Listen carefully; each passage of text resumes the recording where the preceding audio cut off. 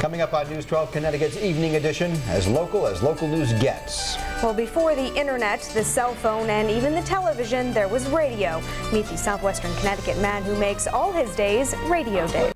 Thanks, Larry. Well, when you talk about broadcast radio, there's a long local history, from the first commercial station to hit the Connecticut airwaves in 1922 to Bridgeport-made General Electric radios. A Milford man is trying to keep that history alive, even as many of us become fascinated by new technology. 600 WIC.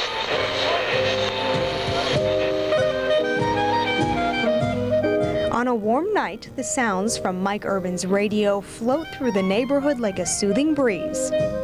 I always liked listening to the radio. Yeah, it's a real passion. Tuning and tweaking to the glow of an old tube radio, Mike rekindles the unmistakable sounds of the past. The 30s and 40s, everyone gathered around the radio to listen to the stories of the evening. Ladies and gentlemen, Professor Morse reports observing a total of 3 explosions on the Orson Welles. I guess, you know, people are gullible. I remember listening to bits and pieces of the broadcast, and it sounded for real. We are returning you now to our New York studio. Urban Antique Radio is your portal to the golden age of radio. In this small shop, every radio has a story, and it's Mike's mission to keep that story alive. This Crosley could have been the radio that everyone heard, the shot that was heard around the world.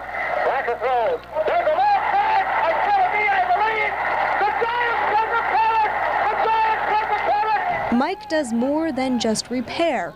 He restores both works of art and memories. I had a gentleman come in for repair, and it was a sentimental reason for getting it repaired, because he said his father heard the bombing of Pearl Harbor on the radio, this particular radio. From the NBC newsroom in New York, President Roosevelt said in a statement today that the Japanese have attacked the Pearl Harbor, Hawaii, from the air. After hours of work and finding the right pieces, a part of Mike ends up in every radio.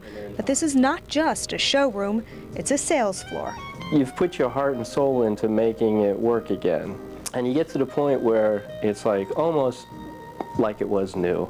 And then somebody wants to buy it, and it's, you know, like you just lost a child, I guess. A child that will always have a place in history. When he's not working in his shop in Milford, Urban is searching southwestern Connecticut for many of those old radios that have been sitting in basements or attics for years. For more information on Urban Antique Radio, you can log on to our website, news12.com, and click on the numbers and links section on the left side of the screen. Got a few of them myself. That's it for now. More news headed your way in just a couple of minutes on News 12 Connecticut. As local news gets.